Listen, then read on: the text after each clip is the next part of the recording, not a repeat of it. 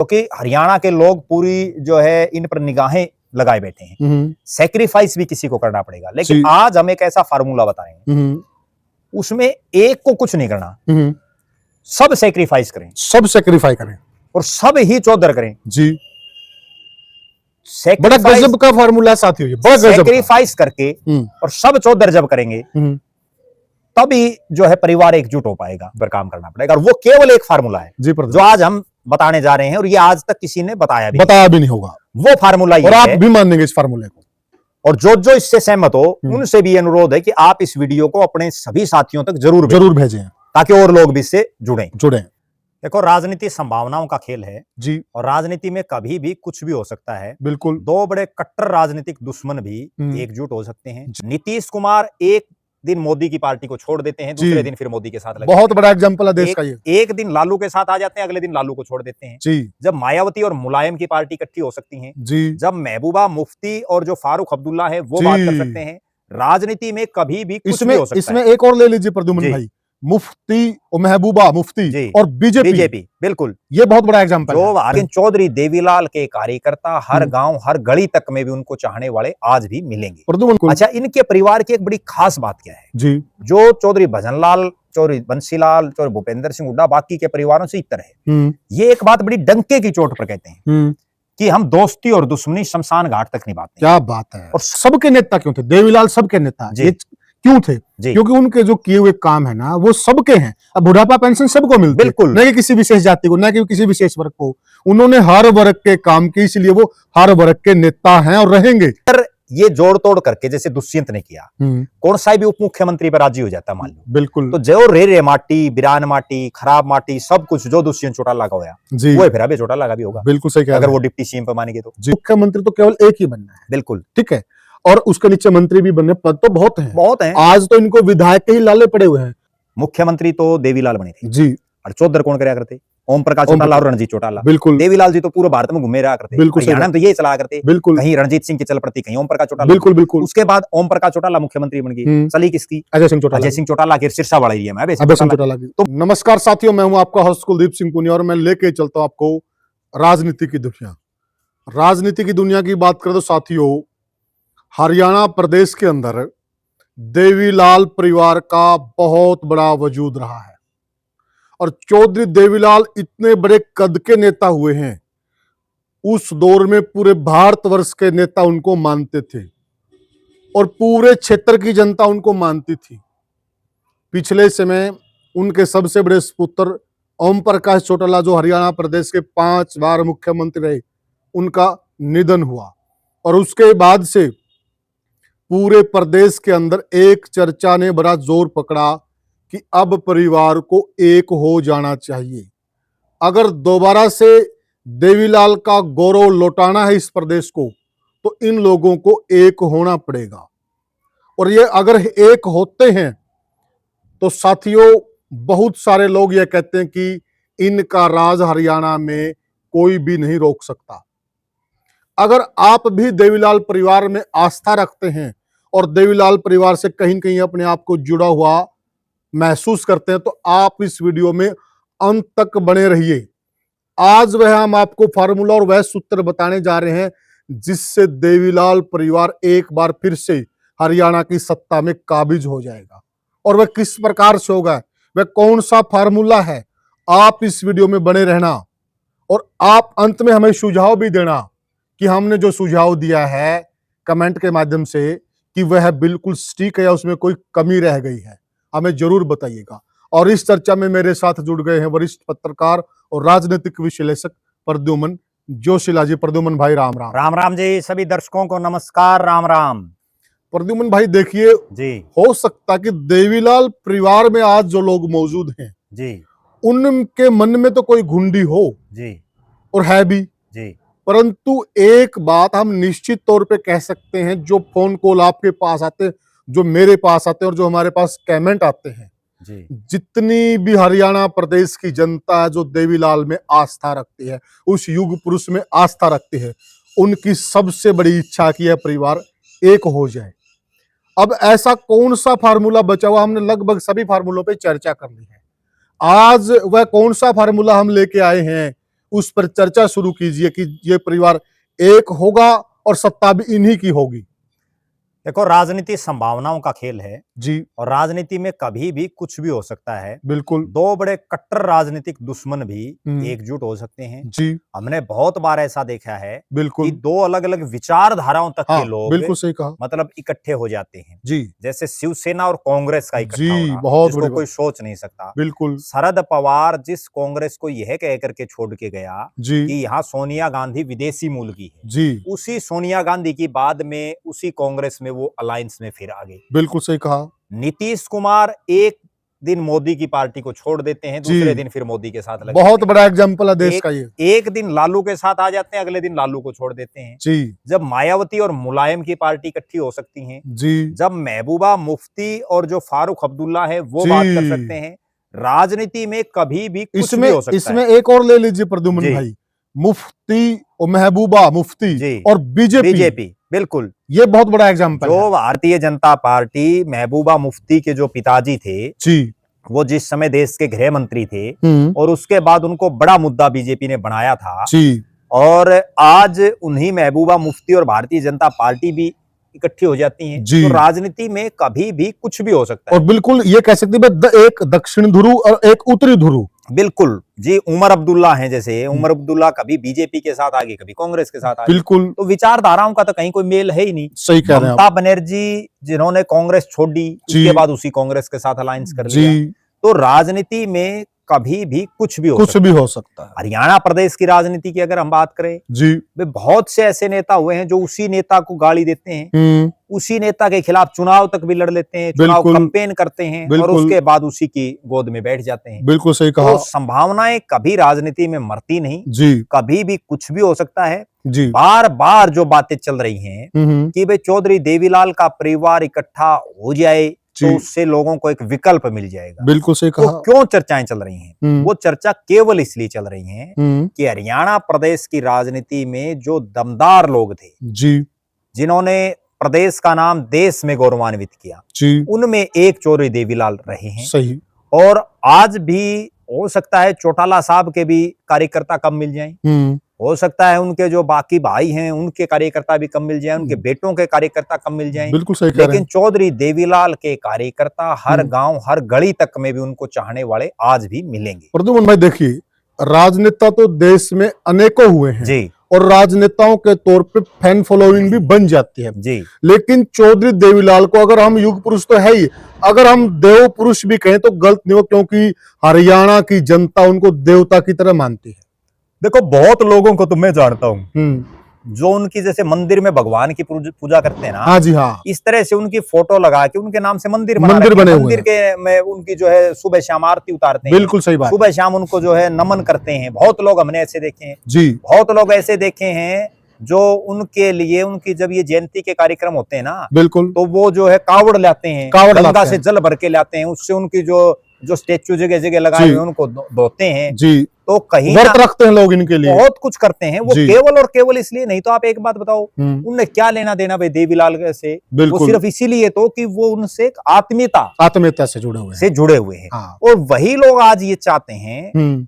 और एक और बड़ी विशेष बात मैं बताऊं कि भले ही कोई आज इनेलो में हो, कोई जेजेपी में हो, कोई रणजीत सिंह के साथ हो, कोई और हो, बिल्कुल, वो सब लोग भी मन में ये जरूर सोचते हैं कि ये सारा कुनबा इकट्ठा होना चाहिए, ये ताऊ का परिवार इकट्ठा होना चाहिए, वरना जी चौधरी बंसीलाल का भी परिवार है जी, उनके प्रति लोगों में वो भी तो अलग अलग अलग है, कोई चर्चा दोनों भाइयों का परिवार, लेकिन कहीं कोई चर्चा नहीं है। सही कह रहे हैं। चौधरी भजनलाल का जो परिवार है, दोनों बेटे राजनीतिक रूप से अलग अलग बिल्कुल, वहां भी कोई चर्चा नहीं है। राव वीरेंद्र सिंह का परिवार है, तीनों बेटे अलग अलग हैं, वहां भी कोई चर्चा नहीं है। बिल्कुल, केवल और केवल जो चौधरी देवीलाल के परिवार पर ये चर्चाएं चल रही हैं, बिल्कुल सही वो केवल इसलिए चल रही हैं कि हरियाणा में एक बहुत बड़ा वोट बैंक ऐसा है जो बीजेपी की सरकार को नहीं चाहता।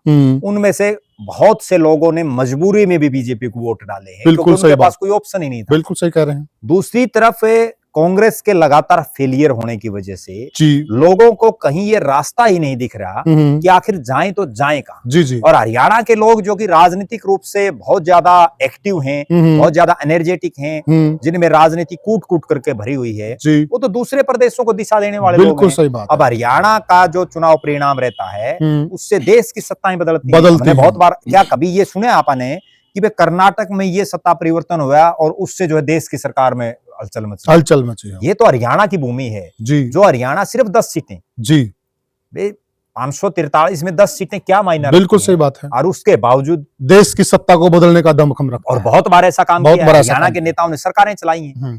तो दुमन भाई एक जी। बीच में अपील कर देते हैं। देखियो साथियों, अगर आप देवीलाल के चाहने वाले हैं सही मायने में, इस वीडियो के अंत तक बने रहिए। आपको ऐसा समझा देंगे हम बिल्कुल सरल भाषा में कि कौन सा ऐसा फार्मूला जिससे ये परिवार दोबारा से सत्ता पर काबिज होगा। और एक विनती आपसे हाथ जोड़ के, आप हमें बहुत प्यार देते हैं साथियों, वीडियो को ज्यादा शेयर करें, चैनल को सब्सक्राइब करें। हाँ प्रद्युमन भाई।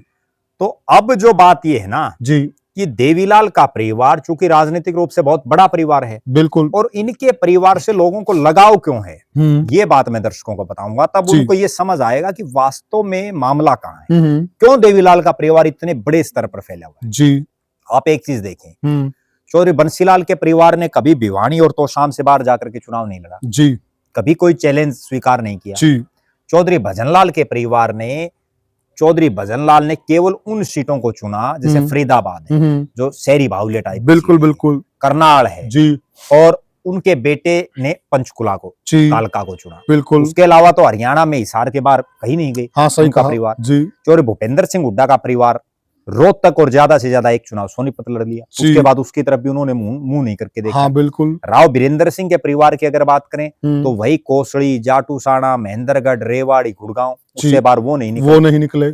लेकिन ये देवीलाल का परिवार ऐसा है, इसलिए इनके फैन फॉलोवर ज्यादा है, इसलिए लोग ये चाहते हैं दिल से कि ये परिवार इकट्ठा हो।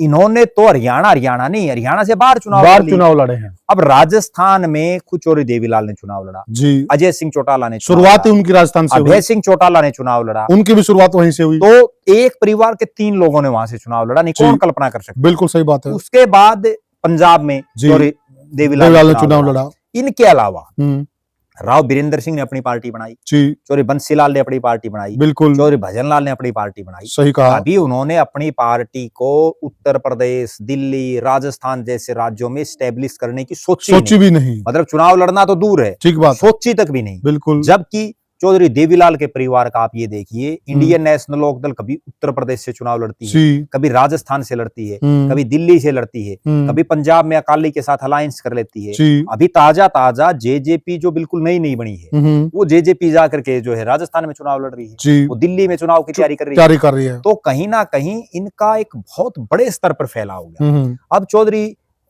देवीलाल ने हरियाणा के सोनीपत से चुनाव जाकर के लड़ लिया, रोहतक से जाकर के लड़ लिया, ओम प्रकाश चौटाला ने हिसार से जाकर लड़ लिया, रणजीत सिंह ने हिसार से लड़ लिया, अभय सिंह चौटाला ने कुरुक्षेत्र से लड़ लिया, बिल्कुल, अर्जुन चौटाला ने कुरुक्षेत्र से लड़ लिया, दिग्विजय चौटाला ने सोनीपत, ये तो पार्लियामेंट की बात कर रहे हैं हम जी, सोनीपत से लड़ लिया, भिवानी से अजय सिंह ने लड़ लिया, हिसार से अजय सिंह ने लड़ लिया, दुष्यंत ने जो है केवल और केवल इन्होंने छोड़ दी कौन सी, या तो 2 एससी जो रिजर्व सीटें हैं और या फिर उसमें लड़ नहीं सकते, उनमें लड़ नहीं सकते, या गुड़गांव फरीदाबाद जी, गुड़गांव फरीदाबाद करनाल, ये तीनों जो है शहरी टाइप की ज्यादा सीटें हैं जी, तो उनको छोड़ दीजिए। बाकी तो इन्होंने भिवानी से और भिवानी से इन्होंने लड़ लिया, हिसार से इन्होंने लड़ लिया, सोनीपत से लड़ लिया, कुरुक्षेत्र से लड़ लिया, रोहतक से लड़ लिया जी।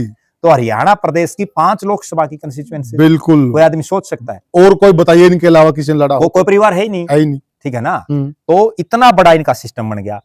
इसके बाद विधानसभा की अगर बात करें तो इन्होंने तो अपने घरे जो जिला है, घरे जो अपना हल्का है, जिला है, उस सिरसा से दूर दूर से चुनाव लड़े, कहां जाकर के बारड़ा, कहां जाकर के महम से कुछ चौधरी देवीलाल ने लड़ा, ओम प्रकाश चौटाला ने लड़ा, उसके बाद जो है घिराई, भट्टू, नरवाना, उचाना, फतेहाबाद, मतलब इनके तो दिमाग में ये आ जाती है ना, आदमपुर, तोशाम, बिल्कुल भाई हल्के से चुनाव लड़ना वहीं से लड़ लेते हैं। कोई और जितने परिवार हैं लोकसभा का तो ठीक है, चौधरी भजनलाल के परिवार, चौधरी भजनलाल ने लड़ लिया, बाकी तो वो भी नहीं लड़ा। लेकिन विधानसभा में आप ये देखिए कि भजनलाल परिवार ने एक वो बाई इलेक्शन में चंद्रमोहन जी का सिस्टम बैठ गया, बिल्कुल, उसके बाद उसे एक सीट को छोड़ दो, उसके बाद हिसार से बाहर कहाँ लड़े इन्होंने, बिल्कुल कहीं कोई सोची तक भी नहीं। बड़ा दमखम, बड़ा जिगरा चाहिए प्रद्युम्न भाई बाहर। देखो दूसरे के घर में जाकर के ललकारना राजनीतिक रूप से सबसे बड़ा आदमी का एक संकेत होता है।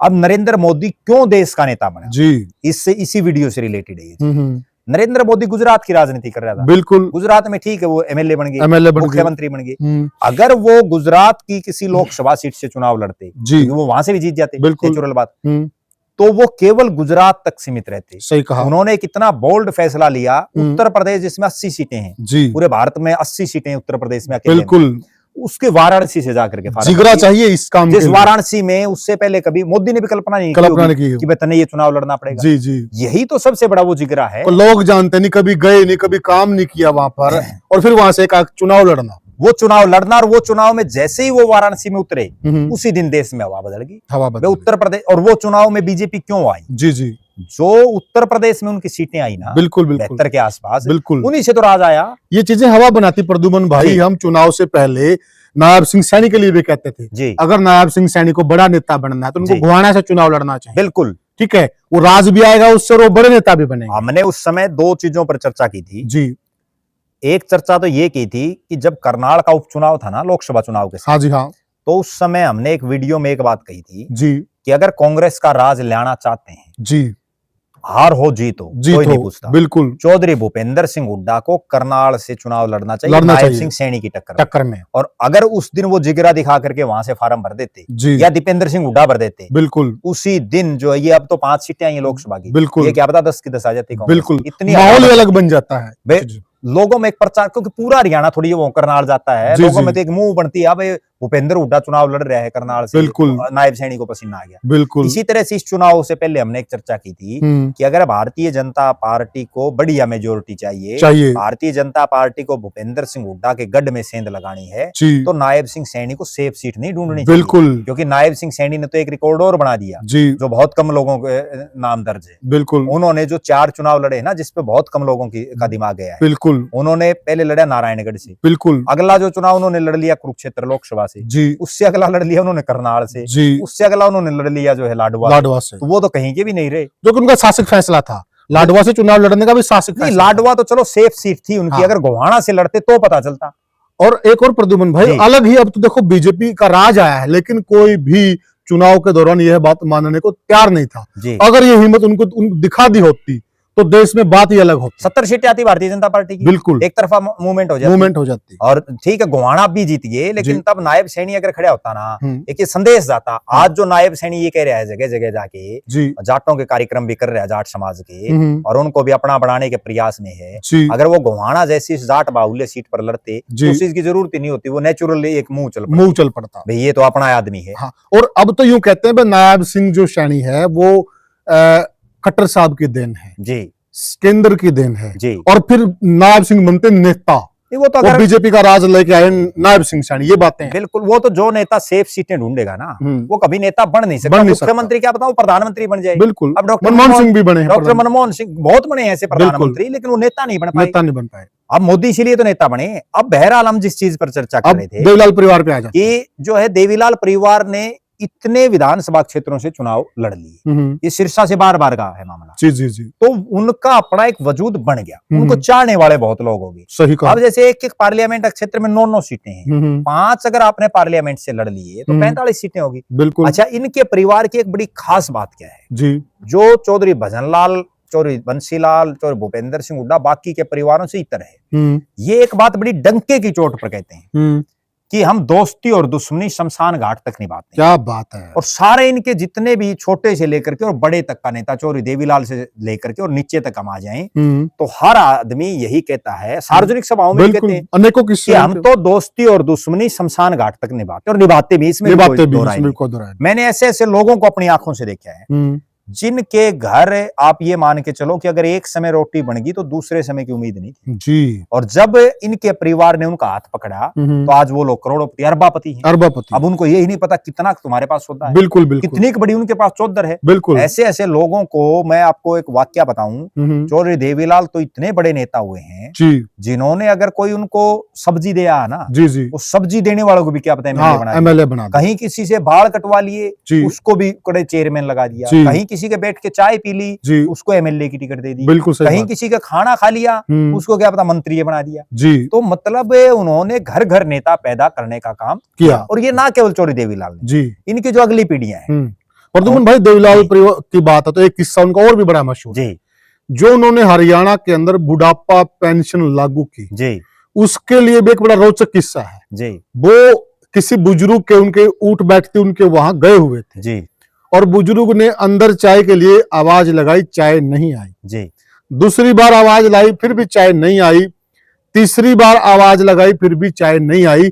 फिर देवीलाल ने सोचा कि अब मैं उठ जाता हूं, जी, नहीं तो ये बुजुर्ग आदमी बेचारा महसूस करेगा क्योंकि इसकी चलती नहीं घर में और चाय आ नहीं रही और जब तक मैं बैठा रहूंगा तो इसके दिल पे इस बात का बोझ रहेगा। जी, तो बताने वाले ये बताते कि वहां से चौधरी देवीलाल उठ तो गए, जी, लेकिन इस निश्चय के साथ उठे कि जिस दिन मैं सत्ता में आऊंगा ना, मैं अपनी कलम से एक ऐसा काम कर जाऊंगा बुजुर्गों की घर में कदर हो जाएगी।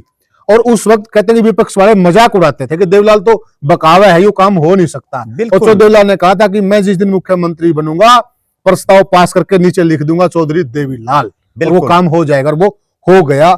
आज बुजुर्ग अपनी जेब में जब वो 3500 रुपया जितनी पेंशन वो डालकर है ना, बड़ी चौधर से रहते हैं, दो मियां बीबी तो 6-7 हजार रुपए बन जाते हैं, बड़ा आराम से खर्च चलता है। देखो देवीलाल जी बिल्कुल खुले बोलते थे। जो लोग वो कोई बहुत ज्यादा प्रोटोकॉल की उसकी परवाह नहीं करते थे जी, वो सीधा ये बोलते थे भाई बुड्ढो मर मत जाना, तुम्हारा ऐसा काम करके जाऊंगा कि पूरी जिंदगी भर लोग याद रखेंगे। और वो काम करे। उन्होंने 100 रुपए शुरू किए जी, उस समय, क्योंकि हरियाणा उस समय बहुत ज्यादा विकसित भी नहीं 100 रुपए उस टाइम वैल्यूएशन भी बहुत ज्यादा थी। वो जो 100 रुपए थे आज वो 3000 है, 3500 की चर्चा चल रही है। ठीक है, वो धीरे धीरे, क्योंकि किसी भी सरकार में ये हिम्मत नहीं कि उनको तोड़ दे, क्योंकि जिस दिन तोड़ देगी उस दिन बगावत हो जाएगी।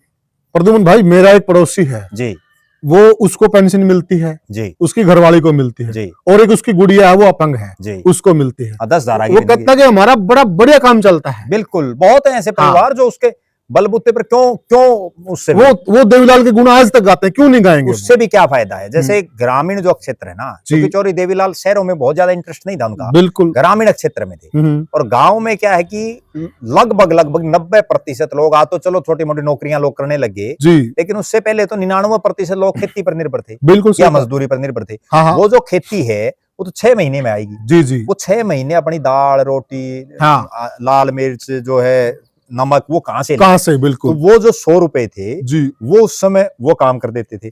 आज अगर एक आम परिवार हो ना कोई भी, देखो 6,000 रुपए, 6,500, 7,000 रुपए अगर उस घर में आ जाएं तो उसका रसोई का खर्चा चल सकता है, बड़ा आराम से, बड़ा फर्स्ट क्लास। अगर रोज मटर पनीर खाओ तो कहीं भी लगा लो, वो तो एक अलग चीज हो गया। अगर वो होटल में जाके 5 स्टार में खाएगा तो चाय कब पाएगा? बिल्कुल, लेकिन अगर वो ठीक ठाक अपना गुजारा करे। लेकिन उन लोगों ने भी चौधरी देवीलाल की उस बात पर आज देखो 1987 में उन्होंने वो लागू करी जी। आज 1987 को 37 साल हो चुके हैं जी। बिल्कुल 37 साल के बाद भी इनका पूरा खानदान जी उसी चौधरी देवीलाल के नाम पर वोट मांग रहे हैं। बिल्कुल उसी 100 रुपए वाली बुढ़ापा पेंशन के नाम पर लोग दे रहे हैं। अब ये चीज भी देखो ना जो उन्होंने किया। आज मान लो और नेता है वो गिनाओ क्या, अभी नरेंद्र मोदी ने एक स्कीम लॉन्च की जी, वे किसानों को 6,000 रुपए एक साल में वो देने जी। कम से कम उन्होंने ऐसा काम तो कराया, इससे पहले तो कभी किसी ने दिया ही नहीं। 6,000 है वो आगे बढ़ जाएंगे, बिल्कुल बिल्कुल, बड़ा सारा लगेगा। बहरहाल जिस बात पर हमारे थे कि चौधरी देवीलाल को इसलिए याद रखा जाता है जी, उन्होंने ना केवल ये बुढ़ापा पेंशन, उन्होंने ऐसे ऐसे काम किए जी, जैसे उस समय एससी समाज के लिए चौपालें नहीं थी जी। चौधरी देवीलाल ने एक बड़ा ऐतिहासिक फैसला लिया और उन्होंने गांव में चौपालें बनवाने का निर्माण किया जी। तो वो आज भी लोग याद रखते हैं। आज भी जब देखते हैं ना कि उस पर पत्थर पर लिखा हुआ मिलता है चौधरी देवीलाल मुख्यमंत्री हरियाणा जी, तो उससे ये दिखता है भाई ये काम देवीलाल ने किया है। एक और प्रद्युमन भाई, वो सबके नेता क्यों थे? देवीलाल सबके नेता क्यों थे? क्योंकि उनके जो किए हुए काम है ना वो सबके हैं। अब बुढ़ापा पेंशन सबको मिलती है, बिल्कुल, न कि किसी विशेष जाति को, न कि किसी विशेष वर्ग को। उन्होंने हर वर्ग के काम किए, इसलिए वो हर वर्ग के नेता हैं और रहेंगे जब तक वजूद रहेगा। दुनिया का, तब तक उनका नाम रहेगा। देखो हरियाणा में पता नहीं कितने नेता हुए हैं, किसी को उसके नाम के अलावा कोई जानता है? नहीं, बिल्कुल। इनको ताऊ के नाम से क्यों जानते हैं? बिल्कुल। उपाधि तभी तो किसी को दी जाती है जब उसने कुछ कर रखा हो। हाँ, बिल्कुल सही बात। इसीलिए इनको ताऊ कहते हैं। बिल्कुल। और ताऊ के नाम से क्या पता 90 साल का बूढ़ा वो भी इनको ताऊ। हाँ, बिल्कुल। ठीक है, बिल्कुल। तो उस चीज का उसके बाद वाली पीढ़ी ने क्यों नहीं कहती? बिल्कुल। ओम प्रकाश चौटाला क्यों नहीं ताऊ कहते? बिल्कुल सही बात। क्योंकि वो चीजें नहीं कर पाए जो चौधरी देवीलाल ने कर दी। उन्होंने कभी ये नहीं सोचा कि राज में रहना है जी। उन्होंने तो लोगों की आवाज उठाने के लिए सिर्फ और सिर्फ संघर्ष किया। जी जी। अब जो ये पूरा परिवार है कि आखिर ये किस तरह से इकट्ठा हो, उसके लिए क्या किया जाए जी, और उसके लिए कैसे कोई रूपरेखा तैयार हो। अगर ये सारा परिवार चिंतन और मनन करके, क्योंकि हरियाणा के लोग पूरी जो है इन पर निगाहें लगाए बैठे हैं, सैक्रिफाइस भी किसी को करना पड़ेगा, लेकिन आज हम एक ऐसा फार्मूला बता रहे हैं उसमें एक को कुछ नहीं करना, सब सैक्रिफाइस करें, सब सैक्रिफाई करें और सब ही चौधर करें जी। बड़ा गजब का फार्मूला है साथियों, ये बड़ा गजब। सैक्रिफाइस करके और सब चौधर जब करेंगे तभी जो है परिवार एकजुट हो पाएगा जी। या तो ये एक को नेता मान लें जी, एक को नेता तो मान नहीं सकते, बिल्कुल, अब हालात ऐसी बन गई। हाँ, ठीक है। दूसरा इनका एक सिस्टम क्या हो सकता है, राज अभी देखो ना तो अभय चौटाला कहीं मुख्यमंत्री की रेस में जी, ना अजय सिंह चौटाला का परिवार कहीं मुख्यमंत्री की रेस में जी, ना रणजीत चौटाला कहीं मुख्यमंत्री की रेस में। अब तो मुख्यमंत्री तो दूर एमएलए बनने के लिए लड़ने पड़ रहे हैं, कोई नहीं है ना। पहला फार्मूला इनको सिर्फ एक करना चाहिए कि किसी भी तरह से जी 46 सीटें ले आई जाए। जुगाड़ 40 सीटों का सबसे पहला टारगेट इनका 46, क्योंकि ये लोग वो चीज भूल जाते हैं। बहुत लोग, मुझे आज भी ऐसे बहुतों के फोन आते हैं, भाई चौटाला की 15 सीट आ जाएंगी तो मुख्यमंत्री बन जाएगा। प्रद्युम्न भाई एक बात बताइए जी, अगर अभय सिंह चौटाला या उनके इर्द गिर्द जो लोग इस मुगालते में कि अभय सिंह चौटाला मुख्यमंत्री बन जाएगा, अभय सिंह चौटाला ने बहुत बड़ा सैक्रिफाई किया किसान आंदोलन में, ठीक है, और फिर भी वो जीत नहीं पाए, इस बार हारे हैं। बिल्कुल, ठीक है, कैसे मुख्यमंत्री बन जाएं, कहां मुगालते हैं? बिल्कुल। दूसरी तरफ दुष्यंत चौटाला के जो समर्थक हैं जी, उनके भी ये बैम है कि 10 सीट आएगी तो उप मुख्यमंत्री बन गया, अगर हमारी 15 आएगी तो हम मुख्यमंत्री बन जाएंगे जी। लेकिन वो दोनों एक चीज भूल जाते हैं जो हम इस वीडियो के माध्यम से बताने जा रहे हैं और जिसका बहुत कम लोगों को हो सकता है आभास हो जी, क्योंकि कई बार ऐसा है कि हम जो सच्चाई उससे भी आंखें मोड़ लेते हैं जी। आज वो जमाना नहीं है जो जमाना 2000 से पहले का था, और आज वो भारतीय जनता पार्टी भी नहीं है जो केंद्र में राज कर रही है, जो कभी अटल बिहारी वाजपेयी ने 1 वोट से अपनी सरकार गिरने दी थी। बिल्कुल। आज जो बीजेपी है वो नरेंद्र मोदी और अमित शाह की बीजेपी है जो बिना बहुमत होते हुए भी सरकार बना लेते हैं, सरकार बना दूसरी पार्टी के एमएलए को तोड़ करके सरकार बना लेते हैं। ठीक है, अगर ये अटल बिहारी वाजपेयी की जगह उस समय मोदी जी होते तो क्या 1 वोट से सरकार गिरने मतलब ही नहीं था, कोई सोच भी नहीं सकता। अमित शाह होते क्या 1 वोट से सरकार गिर जाती? कोई वो तो दूसरों के देखो अरविंद केजरीवाल के 62 एमएलए 70 में से, तो कितनी मतलब कितना खौफ है मोदी और अमित शाह कि 62 एमएलए, और वो फिर भी यूं कह रहे कि मेरी सरकार टूट सकती है, मेरी सरकार को तोड़ने के प्रयास चल रहे हैं। अरे दूसरी पार्टी बीजेपी के तो 8 हैं जी, और इसके हैं 62, चाहिए 36। सोचिए आप, 8 वाले के तो 8 के 36 और 62 वाला बताओ,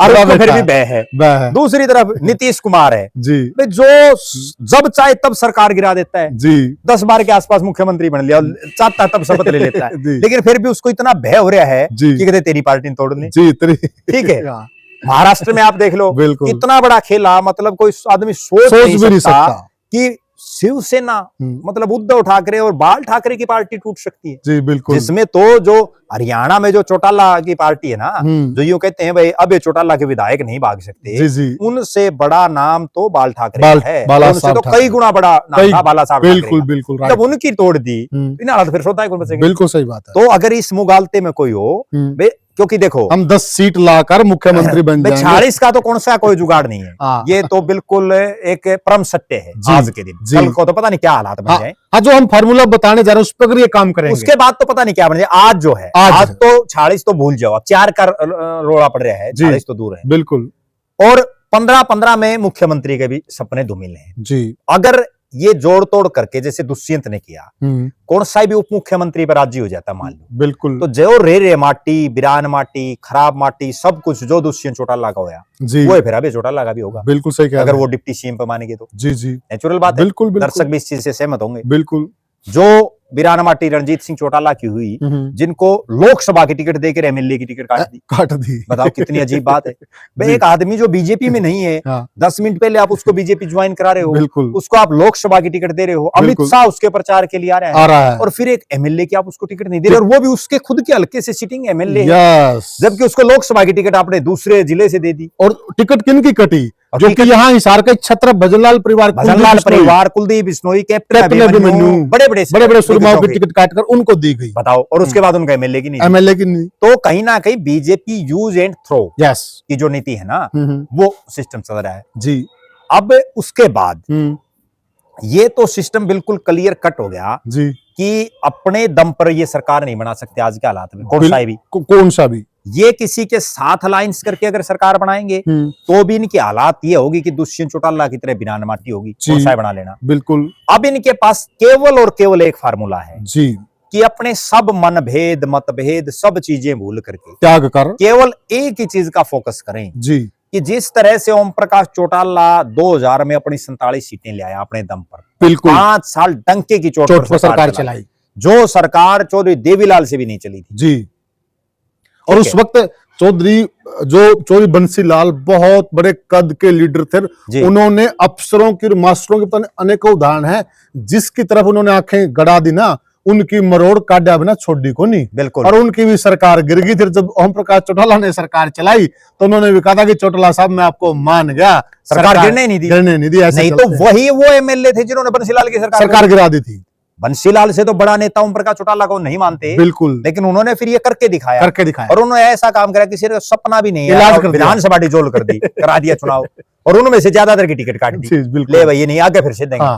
क्योंकि जो आदमी एक बार भाग जाता फिर तसल्ली कम रहती है। तब बंसीलाल ने कहा था कि आपने इलाज कर दिया। बिल्कुल, और इसीलिए फिर वो लोकप्रिय भी हुए। ये अलग बात है कि कुछ घटनाएं घटी, मुझसे तो नहीं हुआ, आपने कर दिया।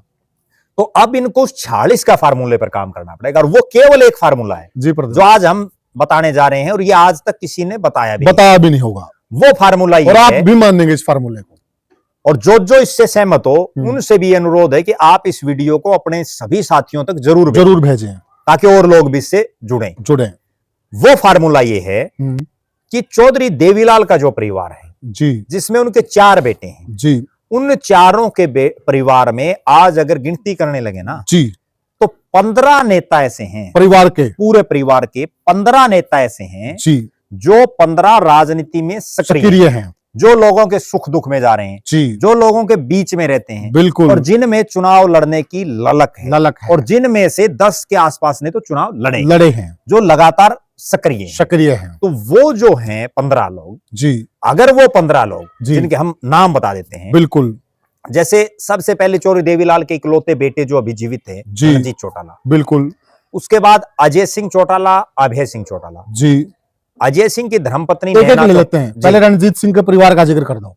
रणजीत चौटाला जी, जैसे रणजीत चौटाला खुद सक्रिय हैं, हाँ, उनके बेटे गगनदीप चौटाला सक्रिय हैं, 2, उनके पोते सूर्य प्रकाश चौटाला सक्रिय हैं, 3, तीनों राजनीतिक रूप से बिल्कुल सक्रिय हैं। इन 3 के अलावा जी, उनकी धर्मपत्नी भी लोगों के बीच में जाती रहती है सामाजिक कामों में, और उनकी जो पौत्री हैं जी, गायत्री विजय लक्ष्मी जी, वो भी अपनी दादी के साथ लगातार सक्रिय रहती हैं सामाजिक कार्यक्रमों में, राजनीतिक। रणजीत के ही परिवार से हो गए 5, लेकिन हम इन 5 की बजाय भी अगर एक्टिव मोड में 3 को ही माने, 3 को ही लें, तो 3 में जो रणजीत सिंह जी, गगनदीप चौटाला और सूर्य प्रकाश जी, 3 नेता तो हैं रणजीत चौटाला के परिवार जी। उसके बाद हम आ जाते हैं प्रताप चौटाला के परिवार में राजनीतिक रूप से 2 लोग सक्रिय हैं। सुनैना चौटाला जिन्होंने खुद 2 चुनाव लड़े जी, उनके पति रवि चौटाला उन्होंने भी चुनाव लड़े, बिल्कुल, 2 और 3 5 हो गई। इन 5 के बाद फिर हम आ जाते हैं जगदीश चौटाला के 2 बेटे सक्रिय हैं, जिनमें एक आदित्य देवीलाल विधायक हैं जी, और अनिरुद्ध चौटाला उनको बैकडोर से बड़ी मदद कर रहे हैं जी, और अनिरुद्ध चौटाला में भी जो ये कहते हैं ना राजनीतिक कीड़ा है जी, तो वो कीड़ा उनमें भी है, क्योंकि वो अभिषेक में भी है, वो अभिषेक में भी है, लेकिन अनिरुद्ध का ओपन आ चुका है। वो ओपन इसलिए आ चुका है कि उन्होंने युवा बोलेगा के नाम से एक जो है अपना एनजीओ बनाया, और वो भी काफी गतिविधियों में सक्रिय रहे। बिल्कुल। तो 2 वो हो गए जी 7 तो हो गए इनके। जी। इन 7 के बाद अब हम आ जाते हैं ओम प्रकाश चौटाला के परिवार। ओम प्रकाश चौटाला के बड़े बेटे अजय सिंह जी खुद अजय चौटाला जी। नैना चौटाला 2 हलकों से विधायक जी। दुष्यंत चौटाला 3 दिग्विजय चौटाला 4 नेता इनके घर में हैं। जी 7 और 4 11 जी। और कहीं ना कहीं किसी ना किसी समय जी जो दुष्यंत चौटाला और दिग्विजय चौटाला की धर्मपत्नियां हैं वो भी राजनीति में आएंगी। जी। और एक बार तो ये चर्चा थी जी कि जो मेघना अहलावत हैं जी उनको या उनके पिता को यानी दुष्यंत चौटाला के ससुर को, जो को। पुलिस के बड़े अधिकारी रिटायर्ड हुए हैं जी उनको जो है बादड़ी या बेरी जी या सोनीपत पार्लियामेंट से जी। कहीं ना कहीं से टिकट दी जा सकती थी। ये बिल्कुल। चर्चाएं थी पिछली बार, बिल्कुल बिल्कुल। लेकिन वो चूंकि पार्टी का इतना माहौल नहीं बन पाया जी तो उनको नहीं उतारा। बिल्कुल। फिर भी हम केवल ये 4 मान लेते हैं। जी 7 और 4 11। उसके बाद आ जाते हैं अभय सिंह चौटाला के परिवार। खुद अभय सिंह चौटाला, 1 कांता चौटाला 2 जिन्होंने खुद ने चुनाव लड़ा है, जी अर्जुन चौटाला, करण 3 चौटाला। 4 अर्जुन चौटाला विधायक हैं, जी। करण चौटाला जिला परिषद के चेयरमैन। बिल्कुल। 4 ये हो गए। जी 11 और 4 15 आदमी, महिलाएं और जी। आदमी, जी मतलब परिवार के 15 सदस्य ऐसे हैं बिल्कुल जो राजनीतिक रूप से सक्रिय हैं। और इन 15 में से जी अगर देखा जाए तो आदित्य देवीलाल, जी उसके बाद जो है रवि चौटाला, सुनैना चौटाला जी, जो रणजीत सिंह, अजय सिंह जी, अभय सिंह जी, नैना जी, कांता चौटाला जी, अर्जुन चौटाला जी, दुष्यंत जी, दिग्विजय जी और जो है करण 12 लोगों ने तो चुनाव लड़ लिए हैं। 12 लोगों ने तो 1 दर्जन और कौन से परिवार में नहीं है? किसी भी परिवार में आप नजर घुमा लीजिए, पूरे हरियाणा में मार लो नजर। बिल्कुल ठीक है। और 3 और ये एक्टिव हो गए। तो ये टोटल जो 15 लोग हैं, ये 15 90 तो हल्के हरियाणा में बिल्कुल, और 10 जो है लोकसभा क्षेत्र है। अभी अगर परिसीमन हो जाता है जी, जैसी चर्चाएं हैं कि 14 लोकसभा होंगी जी, अगर हरेक को 1 लोकसभा दे दी जाए तो भी 1 आदमी बाकी और बच गया जो इनके ऊपर मॉनिटरिंग कर सकता है। ये सारे 14 के 14 लोकसभा 14 के 14 को 1-1 लोकसभा दे दो। बिल्कुल। और जो सबसे बड़ा है इनमें रणजीत चौटाला जी, उनको फ्री हैंड छोड़ दो। बिल्कुल। तू 14 के 14 की जो है मॉनिटरिंग करो और उसके बाद फिर परिणाम देखो। और प्रद्युमन तो हल्के, मतलब ये नौ तो तब बता रहे जब परिसीमन में 126 हो जाएंगे। प्रद्युमन भाई करना भी कुछ नहीं है जी, इन्होंने क्या करना, बस लोगों के बीच में रहना है जी। अब हम आज की राजनीति का सबसे बड़ा एग्जाम्पल उठाते हैं जी। अभी नारनौंद से जस्सी पेटवार कांग्रेस की टिकट से विजयी हुए जी, और उन्होंने किसको हराया है? जी, बीजेपी के बहुत बड़े कद्दावर नेता कैप्टन अभिमन्यु को हराया है जी। और केवल एक ही सूत्र से जी। वो सुबह घर से निकलते जी, लोगों की चाय पीते हैं जी, लोगों की रोटी खाते हैं, लोगों के बीच में रहते हैं जी, खुद की तो गाड़ी है जी। इसी फार्मूले से, केवल और केवल इसी फार्मूले से उन्होंने बहुत बड़े नेता को हरा दिया। इनको भी ज्यादा कुछ नहीं करना, सिर्फ लोगों के बीच में जाना है। चाय लोग पिलाएंगे, राम राम लोग करेंगे, मान सम्मान लोग देंगे, खाना लोग खिलाएंगे, बाट इनकी लोग देखेंगे, जी हजूरी लोग इनकी करेंगे। सिर्फ जनता के बीच में रहना है और एक नेता को केवल 1 लोकसभा पकड़नी है और फिर देखिए नतीजा। और वो भी परिसीमन के बाद। अगर आज के हालात देखें जी तो आज तो 90 हल्के हैं, बिल्कुल, और 90 हल्कों में 15 आदमी हैं जी, और एक को 6 हल्के बांटा है। बिल्कुल। 6 हल्कों का मतलब ये है कि आपको केवल और केवल उन 6 हल्कों में फोकस रखना है। सप्ताह में 7 दिन है जी, 7 दिनों में 1 दिन आप छोड़ दो जी, 6 दिन 6 हल्कों में घूम लो, बिल्कुल। हर दिन 1 हल्का, जरूरत नहीं है। अगले दिन हरियाणा में आंधी आ जाएगी, बिल्कुल तूफान खड़ा हो जाएगा। और जब इनके ये 46 एमएलए आ जाएं जी, उसके बाद जिसको बनना है मुख्यमंत्री, बिल्कुल, वो उसके मुख्यमंत्री तो तभी बनेगा ना जब एमएलए आएंगे। हालात ये कि एमएलए बनने के लिए तरस रहे हैं। बिल्कुल। अच्छा, इसमें एक चीज और है, बहुत से लोगों की ये सोच भी हो सकती है जी, कि भाई मान लो इस फार्मूले से इनकी 46 सीटें आ गई जी, और उसके बाद मुख्यमंत्री इनका बन गया, तो मुख्यमंत्री भी एक बनेगा, बिल्कुल। इनका फिर जूत बाज गया। उस जूत बाजने में कम से कम इनके यूं तो सूत आओगी, मान लो बाज गया, एमएलए तो बन जाएंगे। अब तो एमएलए बनने के लिए लाले पड़ रहे हैं। बिल्कुल, और दल बदल कानून भी बन चुका। बिल्कुल, अब तो कोई कहीं नहीं जाएगा, कहीं नहीं जा सकता, ठीक है ना। उसके बाद जोड़ सका यूं लगा भाई ये आदमी चला सकता है जी, उसको मुख्यमंत्री बना दे। बिल्कुल। तो और मुख्यमंत्री देखिए प्रद्युमन भाई, मुख्यमंत्री तो केवल एक ही बनना है, बिल्कुल, ठीक है, और उसके नीचे मंत्री भी बनने पद तो बहुत हैं। आज तो इनको विधायक के ही लाले पड़े हुए हैं, उसके बाद तो बहुत कुछ आ जाएगा। और ये समझे तो पादर और सुनो, मुख्यमंत्री तो देवीलाल बने थे जी, और चौधर कौन कराया करते? ओम प्रकाश चौटाला और रणजीत चौटाला। बिल्कुल। देवीलाल जी तो पूरे भारत में घूमे रहा करते, बिल्कुल सही हरियाणा में तो ये चला करते, बिल्कुल कहीं रणजीत सिंह की चल पड़ती, कहीं ओम प्रकाश चौटाला। बिल्कुल बिल्कुल। उसके बाद ओम प्रकाश चौटाला मुख्यमंत्री बन गए, चली किसकी? अजय सिंह चौटाला। अजय सिंह चौटाला के सिरसा वाला एरिया में अभय अभय सिंह सिंह चौटाला की। तो मुख्यमंत्री तो केवल एक उस कुर्सी पे बैठाया जाता है, जी जी, चलाने वाले तो और बहुत हैं। बिल्कुल सही बात है। आज भी ठीक है, मान लो भूपेंद्र सिंह हुड्डा मुख्यमंत्री बने, जी, ठीक है, उनके दौर में भी दीपेंद्र हुड्डा की खूब चला करती, बिल्कुल सही बात ठीक है, बिल्कुल सोनू मोनू हुड्डा की खूब चला करती, बिल्कुल, वो भी तो भतीजे हैं। बिल्कुल। मतलब परिवार में अगर कोई आपके बन गया तो आप भी तो कम से कम यूं तो है, मान लो कोई भी एक बन गया, दूसरा यूं तो कह सके मेरा चाचा मुख्यमंत्री हाँ, है, बिल्कुल सही बात है, ठीक है ना, या मैं मुख्यमंत्री का चाचा हूँ, बिल्कुल। अब क्या कहेंगे? बिल्कुल सही अब तो विधायक के लिए इनके पास लाले पड़े हुए हैं, और ये मैं बल्कि बड़े दावे के साथ ये बात कह रहा हूँ, बिल्कुल, कि अगर ये अब भी इस फार्मूले से भी नहीं सहमत हुए ना। एक और प्रद्युमन भाई, एक चीज और ले लेते हैं साथ में। देखिए, अब पहले वाला दौर नहीं रहा जी, सारी जनता समझदार हो गई है, सोशल मीडिया का जमाना है, काम सभी के किसी पे भी नहीं होते जी, किसी पे भी नहीं होते। कोई अपने आप में 30 मार खा बनता नहीं, मैं सबके काम कर दूंगा, होते ही नहीं है। आज केवल जनता इसी चीज की भूखी है, हमारे बीच में रहे, हमारे बीच में रहे। इनको ज्यादा कुछ नहीं करना, सिर्फ लोगों के बीच में ही रहना है।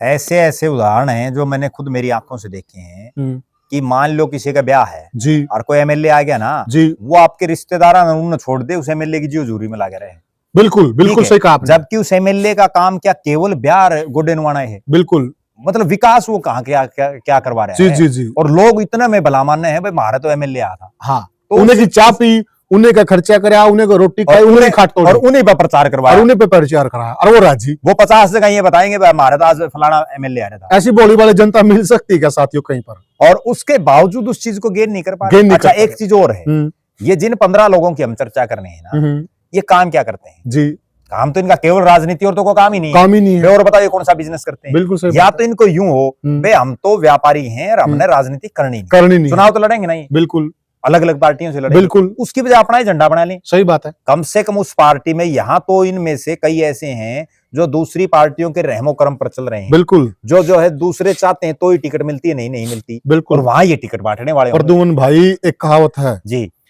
कि दूसरे का शराना और भाई की पैंद। बिल्कुल, भाई की तो पैंद भी अच्छी है, बिल्कुल। अगर ये इकट्ठे रहेंगे तो समझ गए ना आप हम क्या कहना चाह रहे हैं।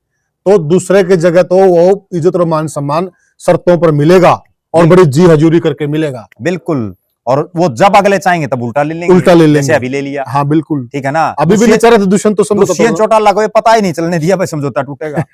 ठीक है ना, बिल्कुल, वो तो ये चाह रहा था बच्चे एक दिन और फालतू चल जाए। बिल्कुल सही बात। रणजीत चौटाला को कभी ये एहसास होने दिया भाई आपको एमएलए की टिकट नहीं मिलेगी, टिकट नहीं मिलेगी। तो ये तो राजनीति में बड़ी पार्टी, और देखो उनका भी अपना सिस्टम है, जी जी जी, वो क्यों किसी परिवार को पनपने देंगे, बिल्कुल, उनको भी तो अपना कैडर मजबूत करना है, बिल्कुल। और एक प्रद्युमन भाई देखिए, राज इनका आएगा जी, जय जयकार इनकी होगी जी, और एक बार फिर देवीलाल का जो गौरव हरियाणा के अंदर वो लौट आएगा जी, ठीक है। और एक बहुत बड़ी नजीर भी बनेगी जी पूरे भारतवर्ष के अंदर जी, कि भाई देवीलाल परिवार ही इकलौता ऐसा परिवार है जो बिखर कर भी एक हो गया। देखो देवीलाल परिवार के नाम बहुत से रिकॉर्ड हैं, उन रिकॉर्डों में अगर ये चाहेंगे तो ये सुनहरा रिकॉर्ड, बहुत बड़ा रिकॉर्ड दर्ज हो जाएगा। अब इन्होंने 100 के आसपास चुनाव लड़ लिए जी, 3 राज्यों से चुनाव लड़ लिए, बिल्कुल, 5 लोकसभाओं से लड़ लिए, बिल्कुल, इतने जो है 5 तो हरियाणा की बताई मैंने, जो राजस्थान रही है तो अलग रहेगी, बिल्कुल, इतने विधानसभा क्षेत्रों से लड़ लिए जी जी, और इतने लोग, एक घर के 5 एमएलए, बिल्कुल, या तो जो है मुलायम सिंह यादव के 5 एमपी बन रहे, बिल्कुल सही बात, या फिर इनके 5 एमएलए बन रहे थे। प्रद्युमन भाई, मुलायम सिंह परिवार का भी अगर एग्जाम्पल लें जी, वहां पर भी जो शिवपाल यादव जी, उन्होंने अलग चलकर देख लिया तो सब कुछ खो दिया, उसके बाद इकट्ठे हुए, वही हालात इनकी है, तो इकट्ठा तो होना पड़ेगा। वो शिवपाल यादव अगर उस टाइम पर नहीं, मतलब दोनों चाचा भतीजा इकट्ठे रहते, हाँ, गड़बड़ नहीं होती, बिल्कुल, तो बीजेपी का तो सिस्टम ही नहीं था। बीजेपी के तो ये हालात थी उत्तर प्रदेश में कि जब कल्याण सिंह ने पार्टी छोड़ी ना, उसके बाद अब बड़ी मुश्किल से सूत आई है। तो साथियों, ये हमने चर्चा की कि देवीलाल परिवार एक हो सकता है, और एक हो जो फार्मूला हमने बताया है उस फार्मूले पे चले तो सत्ता भी इनसे दूर नहीं रह सकती है। परंतु ये होगा तभी जब ये अहम त्याग करना पड़ेगा, एक दूसरे को भाई समझना पड़ेगा, और राजनीति के दाव पेच छोड़ने पड़ेंगे अगर सत्ता में आना है और देवीलाल का गौरव लौटाना है। और अगर इसी तरह इन्होंने लोगों की पांद तोड़नी है, मैं हरियाणवी भाषा में कहूं तो फिर वो पांद तोड़ते रहे, फिर उसका कोई भरोसा नहीं, कब अगला कह दे कि चल साथी बहुत बैठ लिया। तो साथियों, ये हमने चर्चा की और बहुत अच्छी चर्चा हुई। आप हमें कमेंट सेक्शन के माध्यम से ये जरूर बताइएगा कि आपको ये हमारी चर्चा कैसी लगी और कितना वजन है इस चर्चा में, ये जरूर बताइएगा। और वीडियो को ज्यादा से ज्यादा शेयर कीजिएगा और चैनल को सब्सक्राइब कीजिएगा। फिर मिलेंगे किसी और वीडियो में, तब तक के लिए राम राम।